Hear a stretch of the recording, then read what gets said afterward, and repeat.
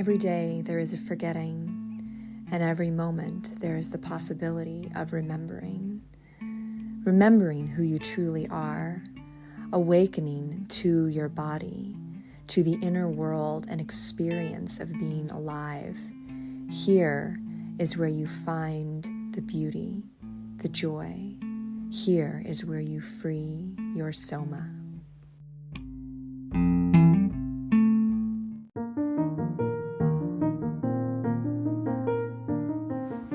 Hello everyone, I'm Amy Takaya and I have an exciting announcement.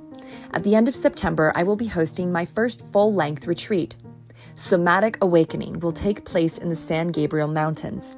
This 3-day transformational experience will include Hana Somatic Movement, hands-on somatic bodywork by my father William Davis, my cousins Seiji Oshenza, and myself.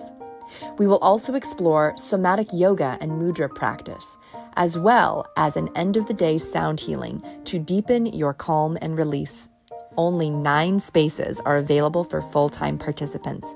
Day passes will be available for the Saturday activities.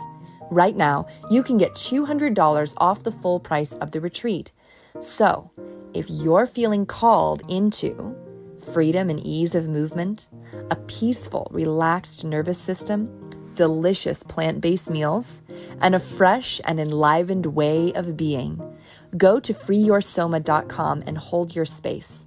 Payment plans are available by request, and feel free to reach out to me with questions or comments at freeyoursoma@gmail.com. Thanks again for listening and supporting this self-healing revolution. Hello, and welcome to Free Your Soma, Stories of Somatic Awakening and How to Live from the Inside Out. Today, I have board-certified hypnotherapist Grant Offenberger with me. Is that how I say your name correctly? I forgot to ask that. That's correct. Good. And we're going to explore some really interesting, fun subjects today around mind-body connection. Grant is not just a hypnotherapist, but he also describes himself as a mental personal trainer who works with people who are looking to strengthen their mind. Awesome. That sounds really exciting. I'm sure there's a lot of people out there who feel like, their mind sort of like runs them instead of them running their mind, right? Instead of them using their mind as a tool, there might be a lot of people out there that are plagued with anxiety or anxious thoughts, or, feel like their mind is not necessarily like on their team sometimes. So I can imagine that would be really, really helpful for people. Yeah. Would you say a little bit about yourself, about your background? Tell us about your work a bit. Yeah, definitely. So, hypnosis has been something that's interested me for a very long time. I've always been interested in influential figures in all sorts of different fields, from infomercials to politics, you name it. As a child, this fascinated me. And then I became interested in cults, why they work and how people use them. Some cults, yeah, they're good cults, but others are a little more menacing, and how they can use that to manipulate people's minds and their actions, where they feel like it's their own free will, but they're following someone else's rules, someone else's controlling. And so one day I just happened to stumble upon Tony Robbins' video on Netflix. I wanted to see, what's this guy about? Is he a cult? I saw what he was doing and I thought it was really fascinating. I had no idea what he was doing. And so I looked it up. It was neurolinguistic programming, almost a sister practice to hypnosis, interwoven very well. And so I started learning neurolinguistic programming, started learning hypnosis because it was just so fascinating. I was learning it simply as a passion, as an interest, as curiosity, not thinking, I'm going to do this and I'm going to make a lot of money on it. I didn't think I was going to see a single person. I just wanted to know this stuff for the curiosity of it, and so other people wouldn't manipulate me. If you know what to do, then you know when other people are doing it on you. And as I got better at it, I started to take actual classes. It wasn't just going at my own pace learning books and videos. I was taking classes. I became internationally board certified in hypnosis through the ICBCH. I started to see clients, and I didn't think that I would be that good because I guess I just wasn't confident enough in it. So I started off with pay what it's worth to you, because I didn't want to rip people off. And they were paying me good money, and they were telling me how great their lives were becoming. So I realized this was something I needed to kind of pursue as an entire profession because I'm loving it and other people are benefiting from it. Like it would be selfish and rude not to. And so I've just been going forward full speed with that and just seeing clients and getting my hands into things that I don't quite know if I'm comfortable with. And usually it's the ones where I'm not totally confident in it that we have the most profound results. Yeah, so you bring in a lot of, sounds like some creativity and some intuitive, like some intuitive energy where you're like, I'm not sure how this is going to turn out, but I'm just going to be present and follow the cues and the things that are in front of me and just do my best and see what happens. Yeah, absolutely. I mean, you can learn every kind of technique, everything from the book, but the most important thing is simply knowing how to do it, knowing what to do, and caring about the people. If you care about the people, you're going to work really hard to make sure that they're getting the care they need. Excellent. Yes, I totally agree. That sounds like a very interesting journey with this. So, I noticed you also are doing more public speaking and you're doing more events to share about how hypnotherapy relates to other areas of our lives. You have an event coming up, I think, down in San Diego that looks really interesting about storytelling. Would you say a little bit about that? Yeah, so at a little convention, the San Diego Comic Con International, I have a panel there, and it's going to be Friday the 21st at 6 p.m., room 11.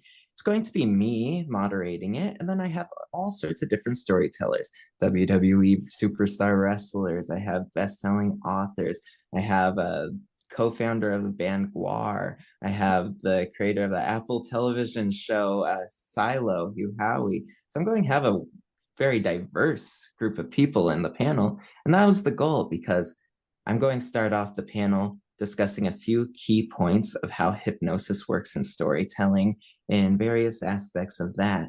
And then I'll ask each person to describe how they tell a compelling story, what they do to hook in an audience. After they've had their turns, I'll tie it all in. I'll show them and I'll show the audience how each of those things are rooted in hypnosis because the things that work because you're putting the audience in a trance. And that'll show them how, if they're writing a story themselves, how to use these techniques to write a really dynamic, compelling story. Or if they're not even writing a story per se, how they can use these to write the story of their life, how they can use these to see how other people are manipulating them, and how to break those chains, and how to write their own story to create the life that truly serves them. Wow, that sounds quite deep and interesting. And, I giggled when you mentioned, Guar, because it's funny, for whatever reason, this is the second time that Guar has been mentioned on this podcast. And it's probably like, I don't know, I think last time it was me who brought it up. So I just think that's really funny since they don't necessarily have anything to do with like somatics or free or soma, but now I've had, two episodes, including this featuring a little like cameo from Guar. They have to make the song for your podcast now. Right on. Yes, yes. And they definitely know how to tell like a story Oh, in their yeah. performances. If anybody's familiar, they do a lot of performance, like at their shows and costumes and accessories and shooting things into the crowd. And it's certainly like a narrative that is woven around like the mystical, you know, otherworldliness of Guar and all their, insanity. So yeah, I love that you're playing with this and you're really like, you know, relating what you've learned to like other areas of life. And I think that that is a creative process. And that's something that like not everybody is tuned into. Sometimes we get very compartmentalized in like our modality and we don't really see how it connects to and relates to like these other areas of life. But you're doing that so beautifully, especially with this concept around storytelling. And the other piece that I wanted to bring in here was this idea of being able to recognize the tools that are being used to manipulate us. And in understanding them, we can actually like stop being manipulated or at least like interrupt that process to some degree. And we can start creating our own narrative. And I think that that to me is a really, to me, that is like a part of like this paradigm shift from being in systems of control versus being independent and being in control of ourselves and in control of our own bodies and our own lives.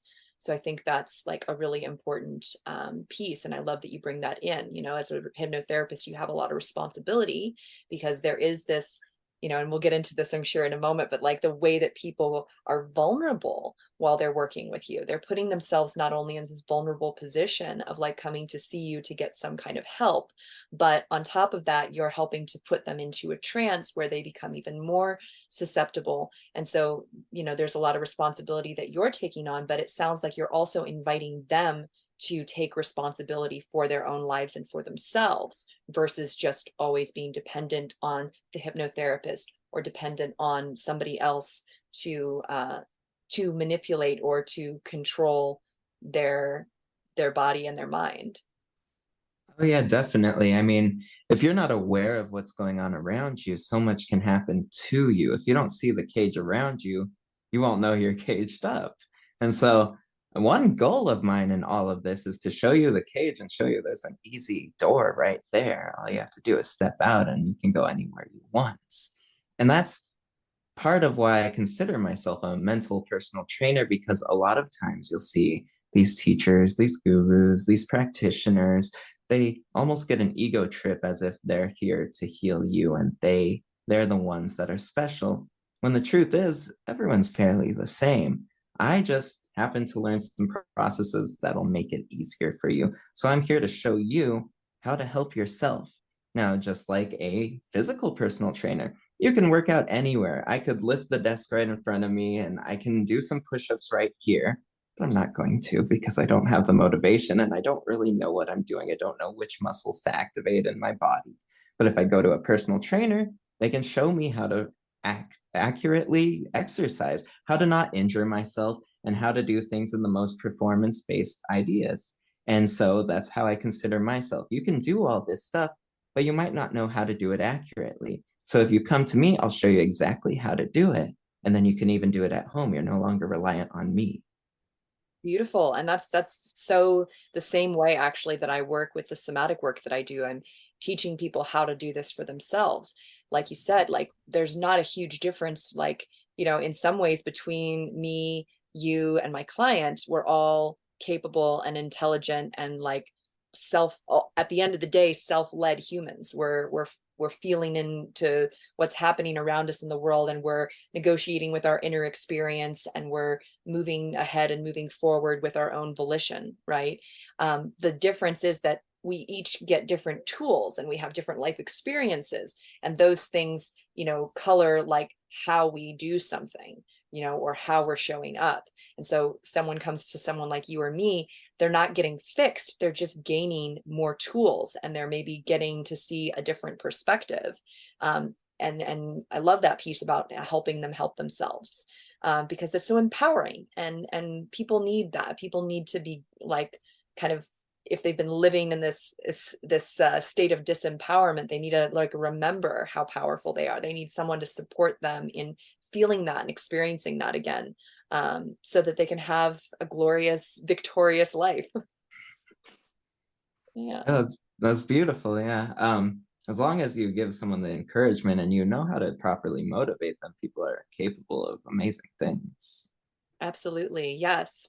And we had talked a little bit about this on our like pre-interview interview, but you were mentioning that there are different ways in which the hypnotherapy work that you do impacts people's physiology. Like when we talk about mind, our mind isn't separate from our body. It's our nervous system. It's, part of our literal physical tissue in our body.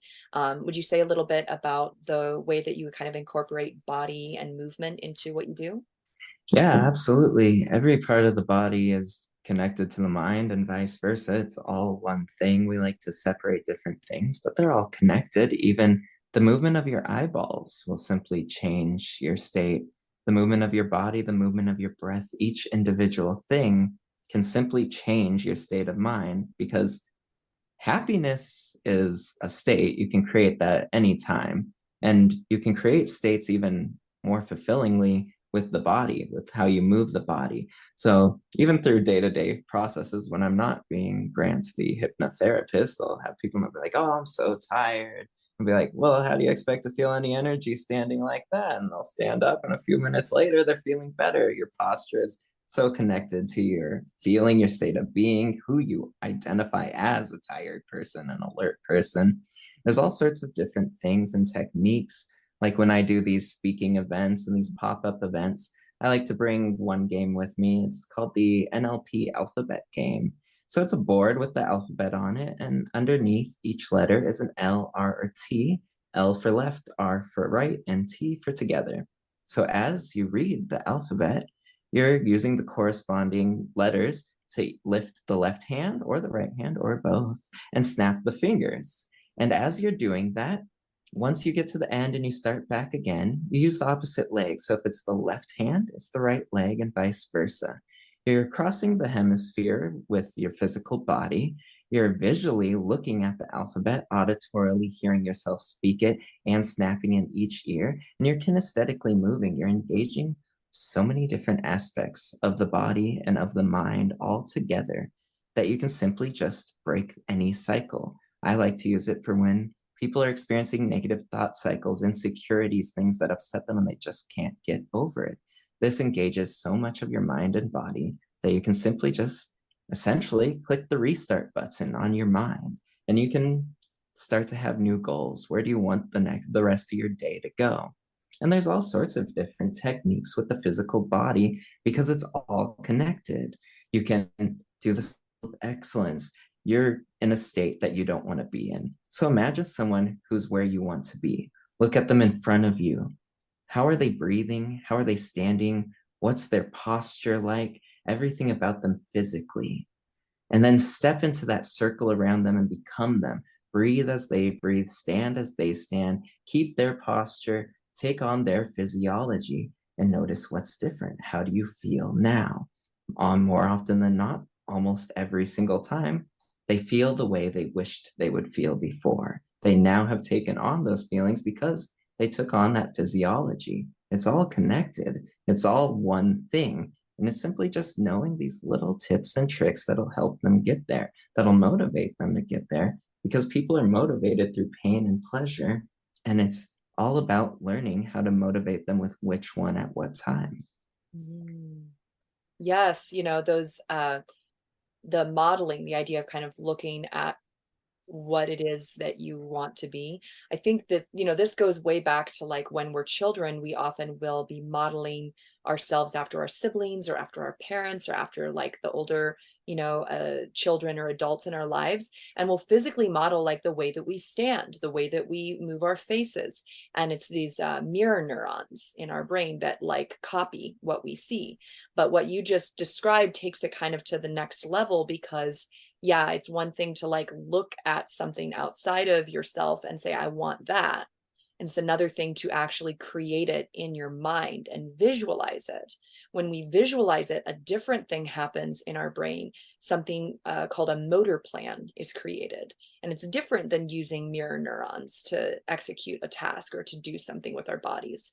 When you start actually bringing in visualization internally, your body starts creating like literally like a plan of what muscles are going to be activated to do that activity or to do that thing, and your nervous system gets shifted pretty dramatically. You start having like an expectation of what that experience will be like, and your body actually starts creating it before it's even happened.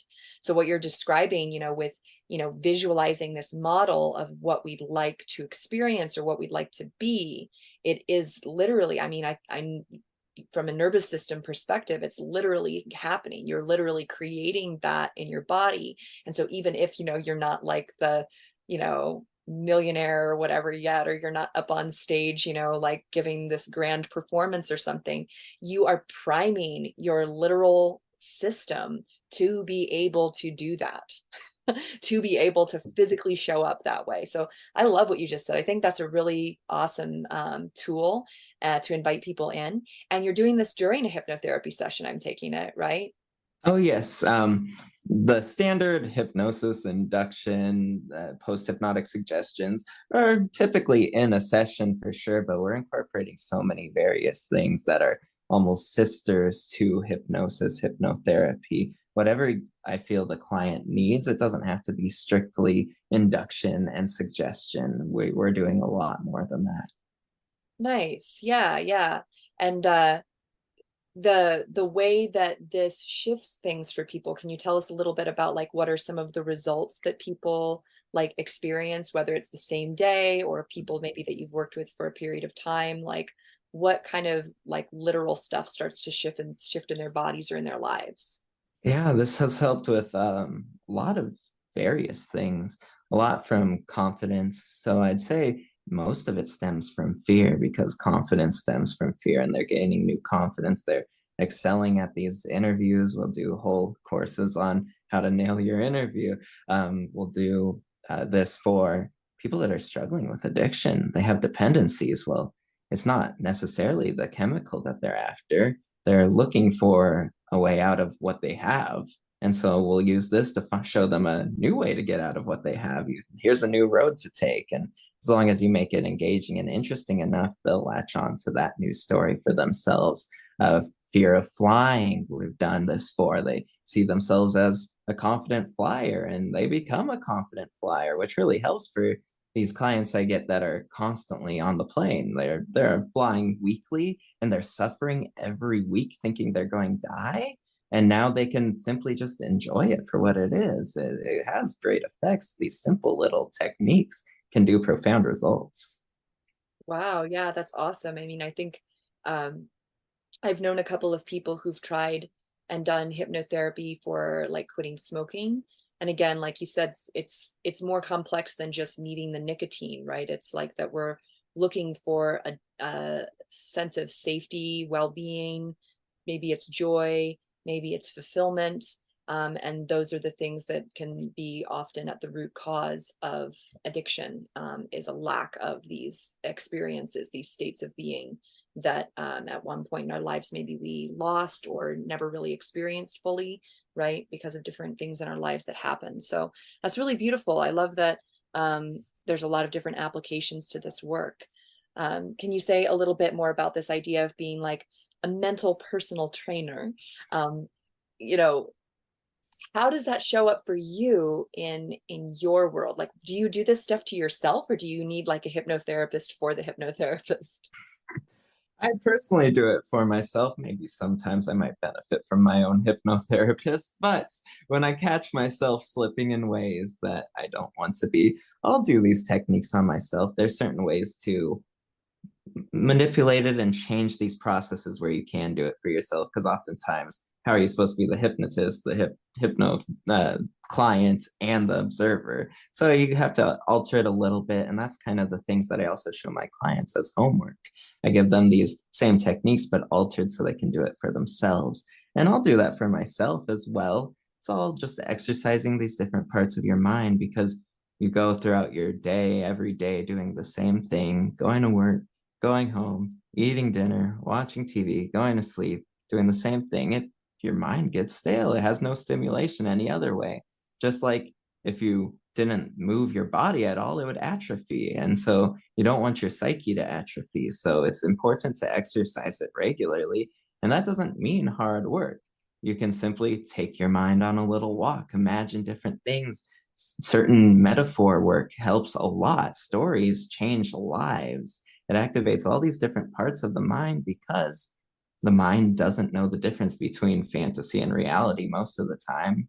In fact, they've done studies where athletes imagine practicing and they do nearly as well as the ones that actually practice, and so much better than the ones that didn't do anything. Your mind is so strong. Watching movies, the media you consume programs your mind. And so it's fun to watch media that might not be good for your mind, but as long as you know what it's doing and you know how to counteract it, you know, okay, this is influencing me, so I should do this. I think it's important to ask yourself three questions. I always ask myself with everything. This has really reshaped my life is whose thoughts are you thinking? Where did they come from? And are they serving you? And simply just asking yourself those three questions with everything in your life will really shine a light on whether these are psychic infections, whether these are other people's ideas placed upon you for their own gain, or simply because they don't know what they're doing and they told you bad advice. Or maybe these things really did help you out and you should continue them. And those three questions will really give you insight on yourself and your life. Mm. Yes, yes, that's really profound because I think was, you know, long time ago now when I was in my early 20s, like I was with a therapist and we were working through different beliefs that I had that were like my mother's, like or my father's or beliefs that I had gotten from my parents. And I like was instructed to literally like write them down. And it was this huge breakthrough for me because I realized I had been thinking other people's thoughts, you know, and I had been believing that they were truth and that they were somehow like, these things that were based on my parents' life experiences, that they just said to me one time and I absorbed it, so deeply and then like made it my reality, like, oh no, and it wasn't serving me, right? It wasn't, it was in it, and it's funny because when I would actually go and like at one point I like told my dad like, oh, you said this thing to me, and I was upset about it. And it impacted me like this. He had no memory of saying it. It was just like something he said one time, and if you think about all the things we say, but our children are listening and, people are listening to us and you never know like what you're going to say and how it's going to impact somebody, but Mhm. kind of going back to this idea of, altered brain states and kind of the experience that people are in a hypnotherapy session is not too different than actually how it is to be like a child, because children are in a totally different brainwave state than you are as an adult. Would you say a little bit about the different kinds of brainwaves, and for anybody who's listening who maybe isn't familiar? Yeah, I'm actually glad you mentioned it's like being a child because that is so right on. That is it. People sometimes are scared. Oh, okay, hypnosis, you lose a sense of control, and that's not it. My goal is to bring you more at a childlike state of mind. Be more open, more free. When you look at children, they can easily say no if they don't want to do something. But if you ask them to imagine certain things, to play along with certain things, they'll easily happily do it. If you look at a child, they experience trauma, they experience pain, and they'll show it. They'll cry, they'll scream, they'll whatnot, and 30 seconds later, they're off doing the next thing. They're not holding on to it. They experience it fully, let it go, and then experience what's next to come. And so that's the goal here, is to take you to different states where you can experience these emotions. We'll have ab reactions. I'll definitely make sure I have tissues on hand because some people need it. Some people have been holding back these emotions because they don't want to feel them, because it's not convenient, because they think it makes them weak, whatever their reasoning is. And they have to release it before they can make any progress. So they'll be screaming and crying, and it's not necessarily painful for them. It's more like a child. A child screams and cries, and then they're good. And so they release all of this and they're good, and we can continue. We can take them to various states because you can create whatever state you'd like. I could say one thing and you could create the state to be happy, to be humored, to be sad and depressed. Simple things. It's all a matter of brain waves, of mind states, and how you get there. And a lot of it has to do with your hierarchy of beliefs, with your values and criteria, how you view the world, because we all have different viewpoints of the world. I have one map of reality and you have another map, but there's one full territory of reality that may be completely different than the two ways that we view it. And so it's all about getting people in different mindsets, different states, and being able to accept and understand different viewpoints, to truly acknowledge that what they were feeling, what they were telling themselves, doesn't have to be what they feel and what they tell themselves now. Right. And it's a shift of perception and perspective. So they're getting an opportunity, like you said before, to kind of rewrite or reprogram the way that things have been going. And yeah, it's like you mentioned, bringing us back into that state of being more like we were when we were children, where we're really adaptable, right? Where, yes, maybe we are more like susceptible and vulnerable, but that may be a good thing if we can direct that. If a child is receiving a lot of, you know, positive kinds of education or is in a loving and nurturing environment, it's wonderful for the child to be able to like deeply absorb that, right? And that's the nature of our consciousness at that time in our lives. And it's wonderful to realize, in what you're saying, that we can actually return to that, and during these times, that we can create that susceptibility again for our own betterment. Doesn't have to be something that we accidentally fall into because there's some charismatic leader who is manipulating us. We can choose to go into that state for our own benefit, right? It's really awesome. Great, great. I'm glad you got something out of that. Yes. Yeah. So you've talked a little bit about some of the tools that you use. Would you kind of like give us like how would you say, like almost like a sample session? Like what what would be the first questions? Like, does someone ever come to you and they're like, I don't know why I'm here? Or do they come in with like filled out a form already and they know why they're there and they're there to work on something specific?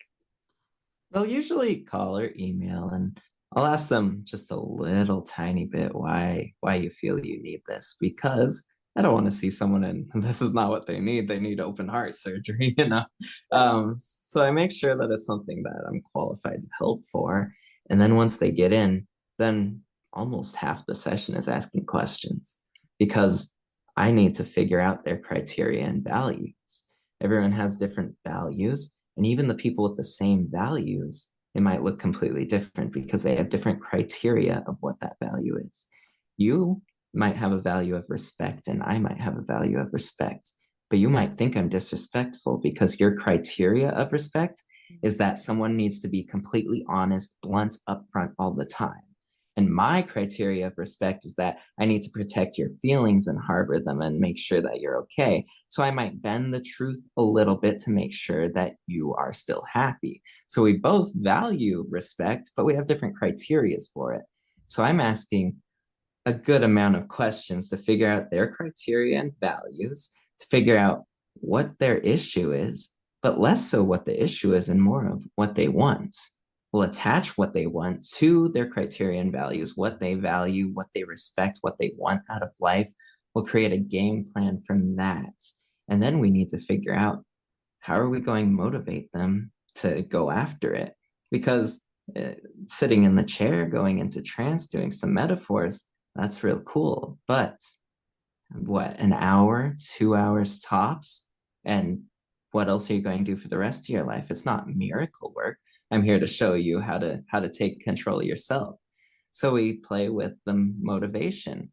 And there's two ways to motivate people, either to go away from pain or to go towards pleasure. I mean, there's only two ways to motivate the racehorse: the whip from behind or the carrot dangling in front, is the metaphor they like to use. And so we go from your criterion values, we create a complete picture of what you're looking for, what you want, what you desire, and make sure it lines up. There's congruency between your values and what you want. And then we create a game plan. So, like for me, for myself, the past few weeks, I've lost 12 pounds because I harnessed motivation through pain and pleasure. I realized I was snacking a lot because it created instant pleasure. Oh, this tastes good. There's some pleasure. Oh, more pleasure. And it added more and more calories, and I was gaining weight. So I harnessed pain to lose weight. I got a calorie tracking app. So, okay, I have 2,000 calories for the day. I better be more mindful of what I'm eating because I don't want to lose those calories. Because studies show you feel more pain losing money than you feel pleasure gaining money. So I took it in that same route. I have $2,000 calories, and each thing I eat lowers that. So I need to be mindful. I'm getting the most nutrition out of the calories. I'm getting the most value out of my money. And because I went from it being going towards pleasure, getting this little treat, this little snack, to avoiding pain, don't eat that. That's going to remove calories and not give you substance. I was able to lose 12 pounds in just a few weeks, and it keeps going. And I apply that same principle to all my clients.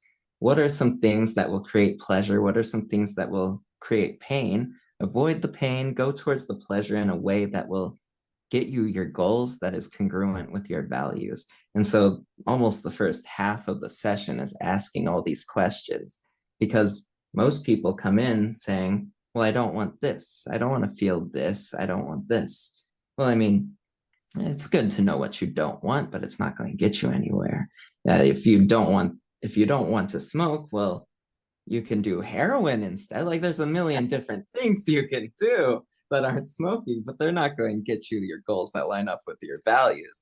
So it is a struggle to get people into a positive state of mind. What do you want? If you're not feeling sad, how will you be feeling? Oh, you'll be feeling happy. Well, what does happiness even look to you? Because everyone has a different sense of happiness. And it's deconstructing their entire reality into a blueprint and rebuilding it from there. Awesome. Thank you for breaking that down. That's awesome. That's just incredible. I'm like thinking about, when you talked about the values and then the criteria, it's a really important distinction because, like you said, like a concept is a concept, but it can mean so many different things to a person, not just, because of their individual mindset, but maybe because of their culture, right? Or because of like their situation in life, right? A lot of these things are very unique and individual. So it sounds wonderful that you take the time to actually check in with that. And, what I also loved about the way that you described this is that you didn't put a lot of like judgment on how it should be. There wasn't like a criteria that you're looking them to fit into. You're sort of looking for what is there without a lot of like, yeah, without a lot of like judgment about what it should look like. Instead, you give it, freedom to be however it is. And I think just that alone, for someone to be seen in that way, by someone who's there to help them, is so therapeutic. Because a lot of times people, especially if you're, I'm guessing you're like in your 30s like me, if you're raised in like the 80s and 90s or something, there was kind of this model of like, how do we fit you into this structure? How do we fit you into this ideal versus how are you and what do you need? Right. And less of it being individualized and more of it being kind of like, how do we fit you into this structure? So I thought that was incredible. I think that's incredibly therapeutic and helpful for people to arrive into a space where someone's determining what they need, based on what they have going on, not on what they should have, right? At any given moment. That's really wonderful.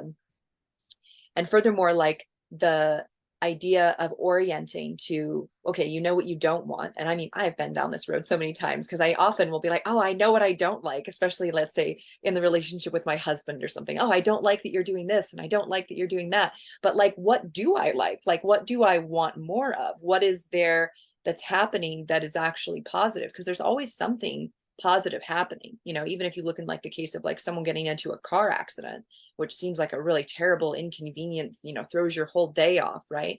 But there's always some kind of positive piece there, even if it was a deadly car accident, there's still that it didn't kill more people, you know what I mean, than the amount of people it killed. Like there's always a way to kind of reframe and realize that like there's always something going on there that is positive.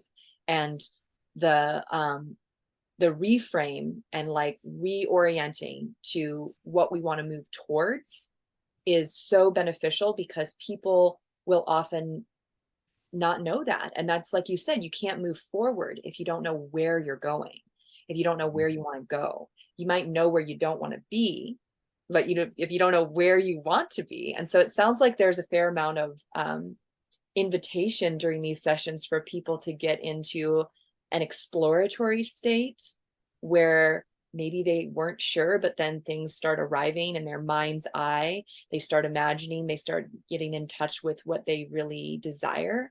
And I think that sounds really incredible too. That sounds really beautiful, because it's a creative process. Yeah, it can be fun. It's even fun during the process when you see they have this epiphany and they have a certain look on them. They're like, I never thought of it that way. But I never brought any ideas towards them. I'm only there asking questions. They created this new mindset, this new reframe, and it really, you can see it on their face that it changed the way they view it all, and it really helped them. Simply me asking them questions about their own thoughts. And they do feel that comfort of no judgment. There's no narrative. I'm not trying to fit them in anything because my whole goal is to give them exactly what they want. So I can't possibly have a narrative. And I like to view it in a certain way. So there is no judgment. I view them essentially as they're completely perfect. They are absolute pure essence of perfection. They are basically God sitting on a chair next to me, and they're playing a character of someone suffering. And so I hear out their story. They've spent this whole time creating of how they're a suffering person. But deep down, I know that they're perfection underneath that. And so my goal is through different techniques is to show them and to write them a better story, a more entertaining story, something that makes them happy, that serves them, that gives them purpose. And it's more entertaining than suffering. So they'll go with my story and they'll live their lives based off of the story I presented them because they're getting bored of their story. They're getting bored of suffering and they're looking for something more. And so my whole goal is I need to find a better story for them. So there is no judgment.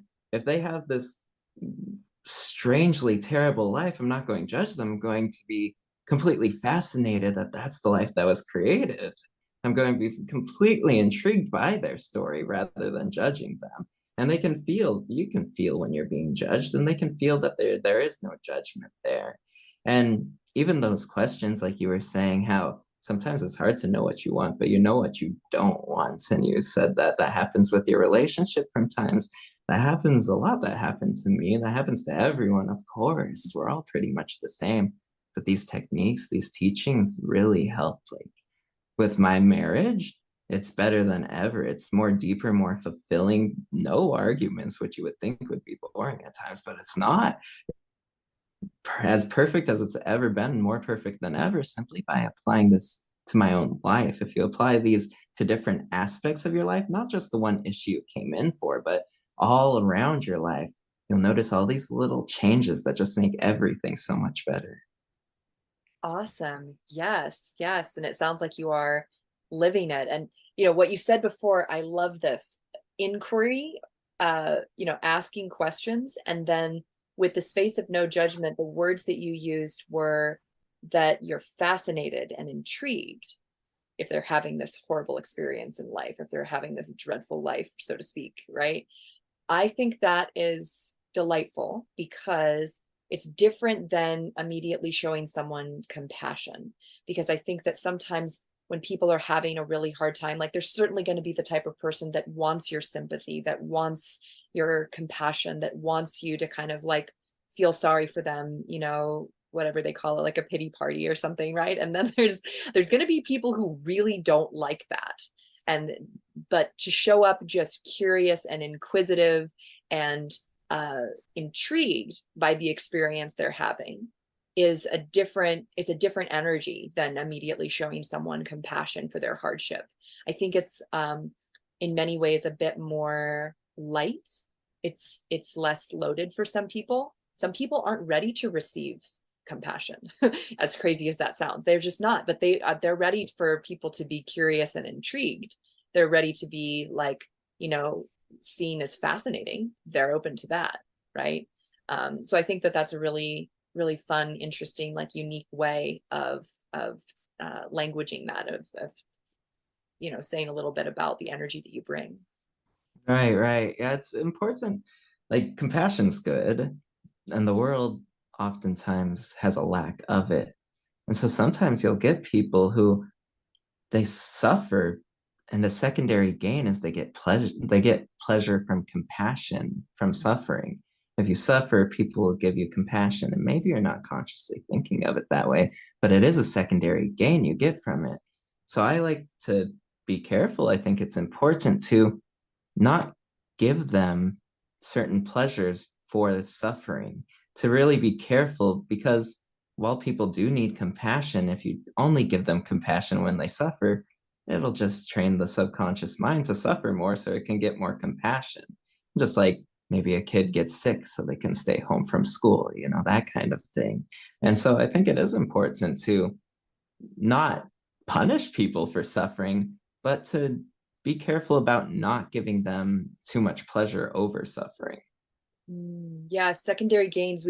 They talk to us about that in my somatic training too, in terms of like pain that people are experiencing in their bodies. Because one of the things that I do is I help people release their muscular tension so they can come out of physical pain that they've been in, right? Then we could jam on that, how it's related to their mental and emotional states and all of that, right? But the secondary gains piece is that sometimes people don't want to come out of their back pain. They actually don't really, like on a subconscious level, they don't want to because they get something out of it. They get compassion, like you said, and maybe there was a huge lack of compassion in their childhood or in their lives at one point, and they're living in a deficit of it.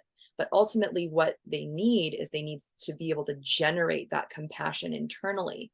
Receiving it from the outside will only get them so far. And so, like you said, if they are conditioning their nervous system and their body, their physical body, to hold on to pain because they're getting this reward for it, then they may not progress like their conscious mind may want them to. Their conscious mind be like, I'm ready to let go of this back pain. But unconsciously, they're like, oh, but if I let go of the back pain, then I won't have people feeling sorry for me. I won't have people, taking care of me. I'll have to take care of myself. And I'm not really ready to do that. Right.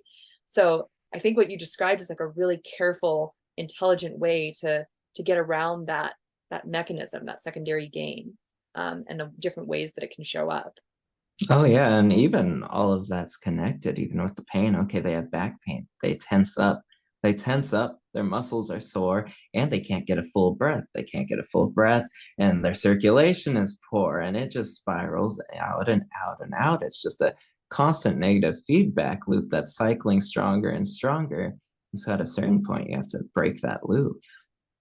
Yes, that's great. I love that you brought that up about these systems of our body and how they're interconnected and interacting with each other all the time.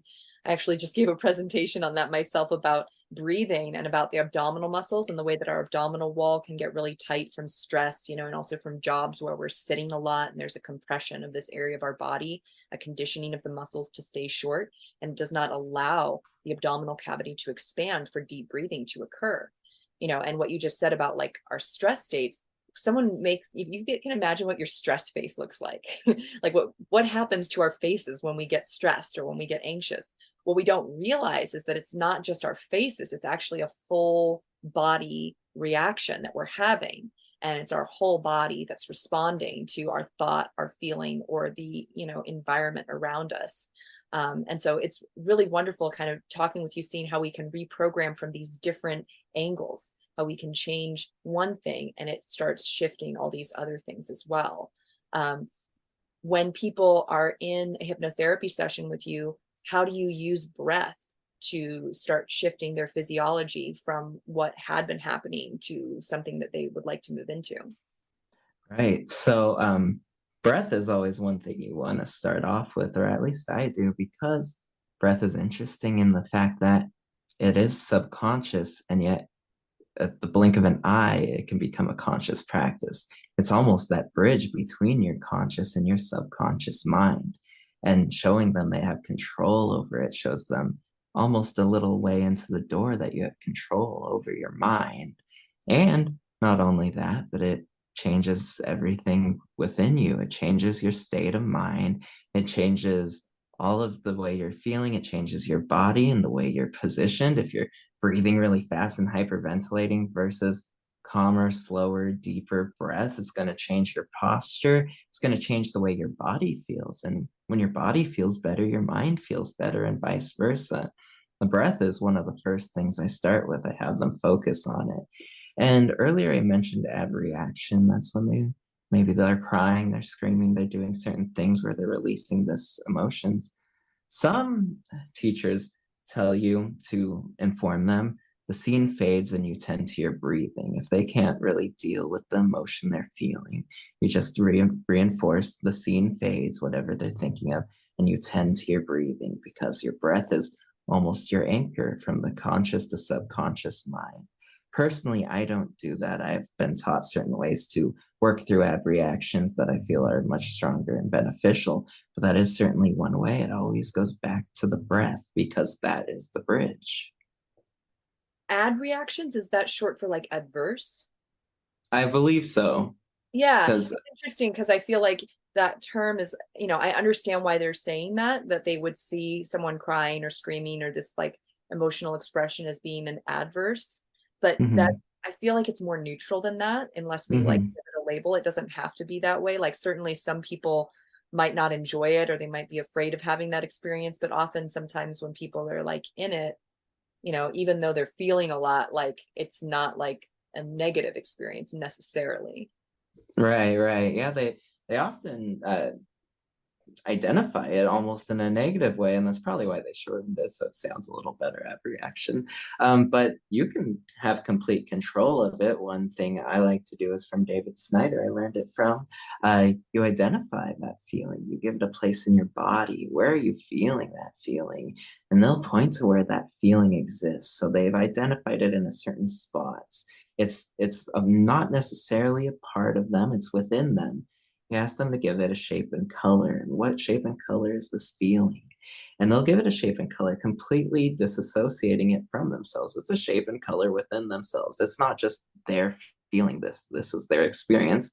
And then you ask them to pull that out of them. Is there something they're really pulling out of them? I don't know. I can't personally say. But I know the psyche, and I know that they feel like they've separated it from themselves because they're pulling this feeling out from them and it's in front of them. You ask them what way it's spinning, and they'll identify, usually clockwise or counterclockwise.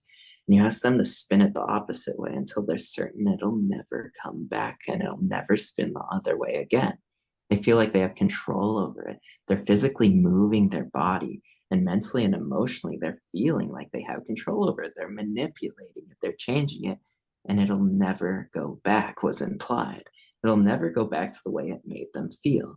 And then you ask them what shape and color is it now, implying it's no longer that shape and color. It's no longer that pain they were feeling. What is it now? Oftentimes they'll choose a blue circle or something like that. And you ask them to slam that back in their body and notice what's different now.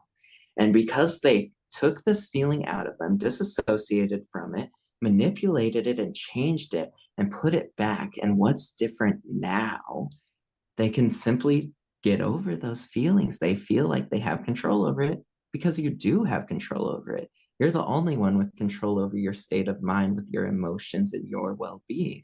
And that's a simple way to get them out of these ab reactions, they call them, to get them to feel more in control, to get through these emotions, and to feel stronger and more competent about themselves. Wow. Yes. You kind of described this process to me a little bit when we first met. I thought it was super fascinating because it's very somatic. It's very somatic in the sense that you're having them identify the feeling on a physical level. And they're, like you said, there's a dissociation of this is not me. This is not, I am not angry. I am Amy who is experiencing anger, and my anger looks and feels like this, and it has this sensation, and it's here in this part of my body. It's not my whole body. It's not my whole being. It's not my whole reality. And giving people that little bit of like meta where they can kind of see themselves and they can see what they're engaged with as something that they're engaged with instead of something that they're consumed by. And that's very liberating. That's very liberating because I think a lot of times, especially kind of going back to the mental state that we experience as children, children are kind of consumed by their experience. As you mentioned, they get really upset and they express it, or they hit their toe and they scream and they cry. And then a few minutes later, they're gone and they're done with it. Right. But at some point, as we get older, and I'm sure there's, ways to explain this in terms of our nervous system, we start really holding on to and attaching ourselves and identifying with our emotions in a way that's more challenging to just move on after the upset is over. We can get upset at someone and remain angry for days, weeks, months, years, and we don't just move out of it. We hold on to it. And so we are talking about, like, in many ways, a similar system in which I work in, where we're identifying where this experience, whether it's muscular tension or pain, whether it's a feeling, is being held, and how do you start to work with it to come out of it, not just try to take it out of your body and throw it away like it doesn't belong there, but how can we start to, like you said, like, extract or interact with this experience and give it its due, give it some attention that it's obviously asking for, and then integrate it back into our experience. So, like, kind of how I do that with movement is that instead of going against a contracted muscle, like if you have a tight muscle in your neck, A lot of people will stretch it. They will pull on it. They will yank their head the other way, away from the contracting muscle. But in the work that I do, we actually do the opposite. We go with the contraction. So if the muscle is contracting in your neck and it's pulling on your neck, you go into the pattern of the contraction consciously, and then you really slowly come out of it. And we do that a couple of times. We go with the patterns that are there and then slowly come out of them to whatever degree your nervous system is capable of doing that. And that actually reprograms the muscle to be a different length. So it's again, this idea of going with ourselves instead of against ourselves, to acknowledge and honor the patterns and the feelings that are there, instead of just trying to immediately jump away or immediately reframe or immediately what was it you said that they do, fade out of the scene. Yeah, scene fades and you tend to your breathing. Gotcha. And I think that's probably was there to like protect people at one point when they didn't have Yeah, the proper tools to manage this stuff, right? definitely. I'm sure it had its time and day and its purpose, but you learn new things and some things become outdated. If you learn better technology, tools, techniques than the old ones, you can let go of those. They're no longer serving you. And I think it's interesting how you mentioned how you go with the muscle and then you lead it a certain way, because that's almost a physical application of what I do and what hypnotists and many people do, called pacing and leading. Because what the pace and lead is, uh, you state something that's true, so that's the pace. It's undoubtedly true, and then you connect it to something that may not be true that you want to lead them to. So it's a pace and lead. So the fact that you're making eye contact with me in the screen means that you think what I have to say is completely accurate. Well, you are sitting there making eye contact with me in the screen. That's the pace. But maybe not everything I'm saying is completely accurate in your mind. That's the lead. And people do that for positive ways, like I do in my practice, and people also do it in manipulative ways. So you can do it in a positive way. Okay, the fact that you're taking these deep breaths mean you can allow yourself to go deeper into relaxation and lead it further and further until you've convinced them that they can make the change, because they can. They just need someone to help motivate them. And then advertisement always uses this in ways to kind of manipulate people. They state a fact and then they lead it into something where you should buy their products. And so I thought it was interesting how that was almost a physical pace and lead. You go with the muscle and then you lead it out into where it better serves you. Right. Yes, into that new length. And Mhm. it's a process, meaning that, and this is probably true of what you described with the ad. It doesn't happen all at once usually. In fact, it's part of the way it works for it to not happen all at once. Mhm. To happen kind of gradually, like in the case of, advertising something, I might state the fact and then lead into why you should buy my product, but I probably won't do that just once in the commercial. I will probably do that multiple times from a few different angles to fully convince you and get you on board with the idea that you really need this object in your life, right? Right. So it happens, we go into the pattern multiple times and come out of it slowly. And each time there's a little bit more buy-in from the nervous system. There's a little bit more like, going along with, oh, okay, this muscle can get a little longer. Oh, and it can get a little bit more long and a little bit more long. Oh, now look at this range of motion that we've created. Look at, now you've bought this product and it's being mailed to you for $19.95 plus shipping and handling. Exactly. Like a refractionation. That's what I do for the Dave Ellman induction, one of the fastest, most profound inductions. And one of the first things is small muscle catalepsy. Your eyelids are one of your weakest muscles per se.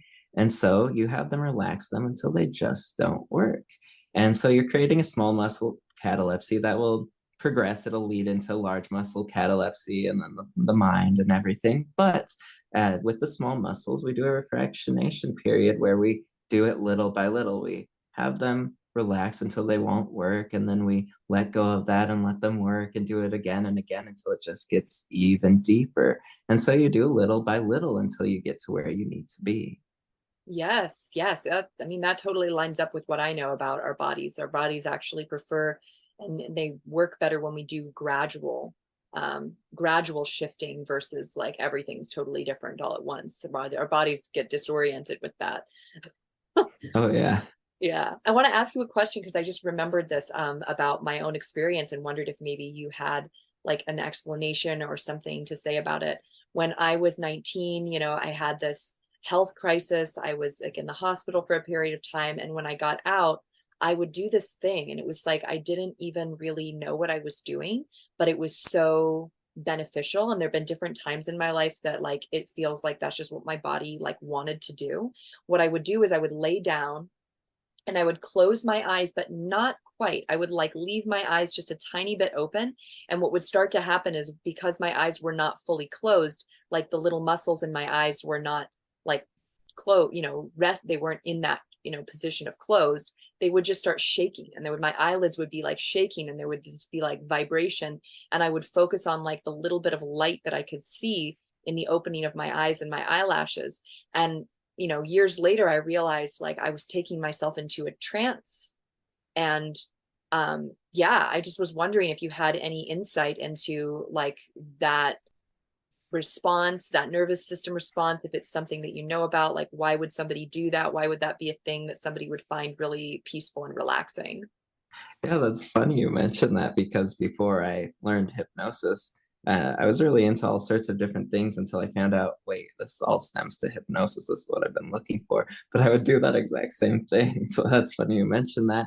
But eyelid fluttering is one of the external trance indicators. There's a few things you're looking for. We actually sit in a specific way so I can check your breathing, so I can check your facial tone, your jaw muscles, the lip size, and also mainly the eyelid fluttering. That is one of the biggest indicators of trance, an external trance indicator. Even if you go to stage shows, you can know who's kind of playing along or who's actually in a trance by that. And it's interesting, it's almost a release of the muscles, a small muscle catalepsy where it's still kind of holding on and it's shaking. It's really hard to do consciously. I certainly can't do it. Some people can a little bit, but it's a total subconscious behavior of the muscles creating a small muscle catalepsy with the eyelids because you're going into a trance. So that's really interesting you mentioned that. Yeah. I mean, to me, it was like something that I found incredibly calming and relaxing. And I would basically do that when I felt totally overwhelmed by like my environment. I would go lay down and I would just like dance with the light in my eyelashes. It's kind of like the poetic way I thought of it back then. And it would just, I felt it was really soothing. So yeah, the way I kind of imagined was that I must be putting myself into some kind of trance so that my body could heal and recover from the overload that I had experienced on a nervous system level. So, and I'm sure that there's a piece of that like, that your clients are experiencing with this reprogramming, that it's a way for their systems to be down regulating, right? Yeah, that makes sense because all hypnosis is direct focused attention and relaxation. So you're focusing on that light, you're laying down and relaxing, and you're creating your own small muscle catalepsy, maybe not even intentionally. And so you are putting yourself in a slight trance. There's all sorts of different inductions that deal with just the eyes, like the Dr. Flowers induction is one where you simply just focus on a part of the wall. So the doctor, his name wasn't Flowers. So he actually had them focus on a thing of flowers. So it's called the Dr. Flower induction, interestingly enough. Focus on it, and you just count and blink and close your eyes and focus on that relaxation until catalepsy happens and the eyelids just won't open. That's a induction. Some people use solely just that. And so the eyelids are a main kind of window into trance. And once you're in trance, it's really easy to heal because when you're just in your normal state of mind, you're focused on so many different things, almost like ADD. You have so many things going on that how are you supposed to deal with any of them? Second, you pick up one problem, there's another one right there wanting you to pick that up.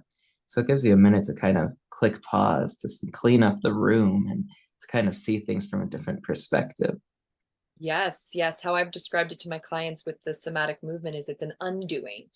Where their eyes open, we're taking in lots of information, we're organizing that information, we're turning it into, you know, cognition and action and, we're doing something, and when we close our eyes, there's a little bit less doing. When we're in a quiet environment, there's a little bit less doing, meaning that we're just taking in less information to be processed. And like you just said, we can clean up the room. We can process what's already inside that has needed some work, that has needed some reprogramming, some reprocessing.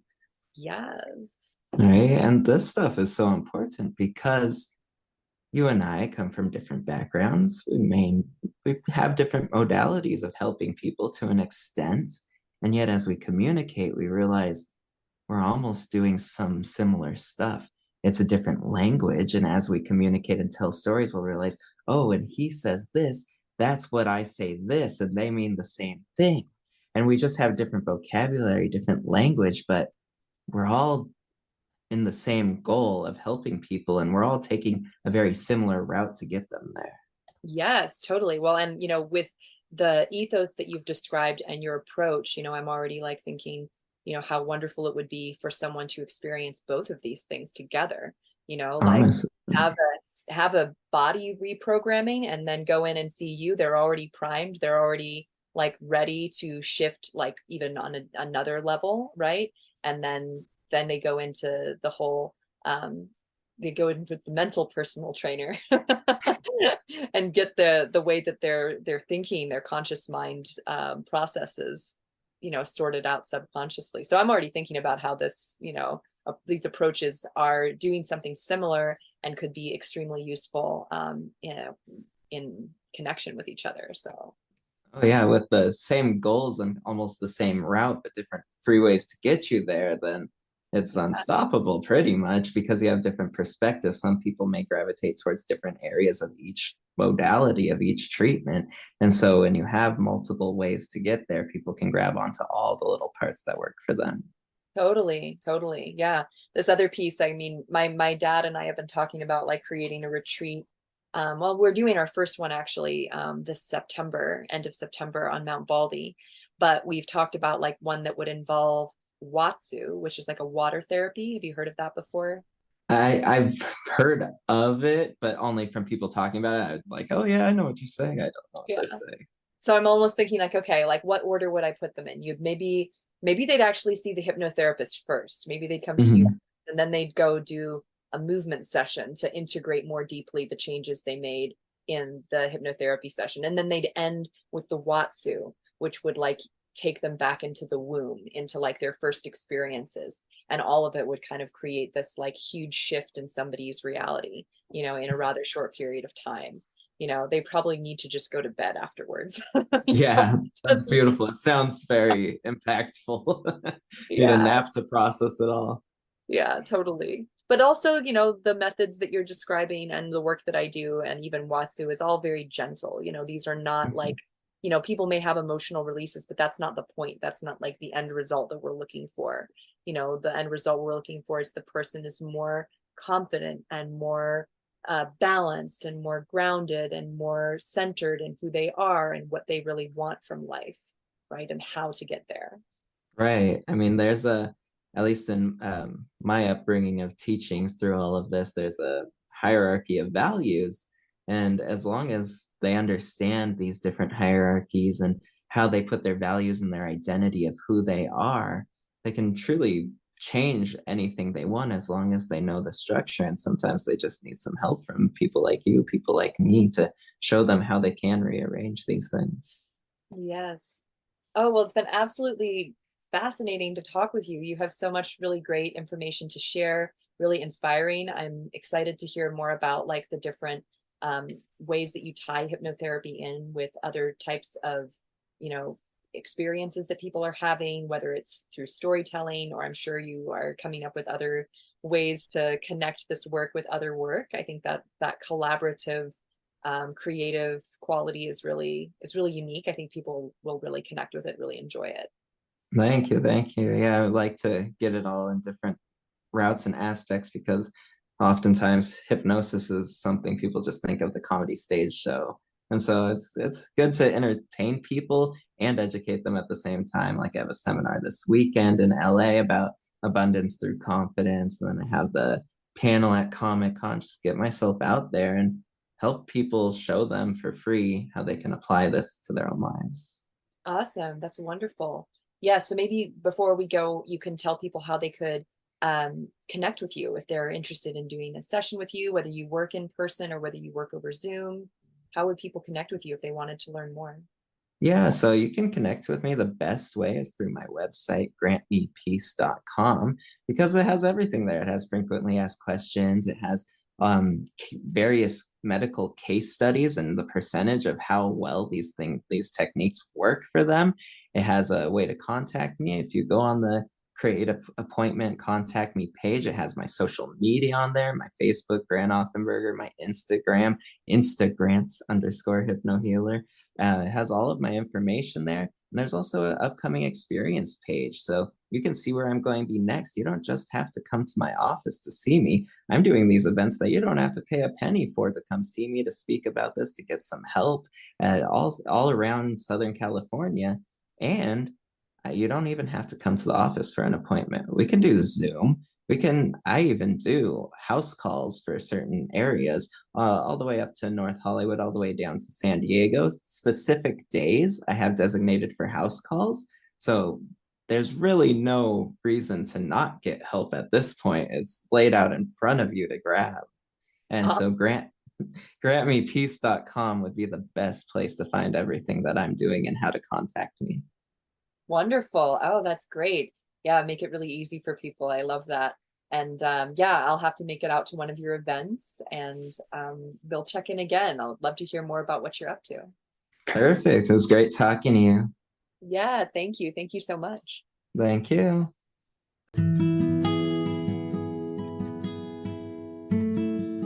You've been listening to the Free Your Soma podcast. Subscribe now to hear more stories of somatic awakening and gain knowledge and tools for somatic living. If you'd like to learn more about me, Amy Takaya, Hannah Somatic Education, or the Radiance Program, please visit www.freeyoursoma.com.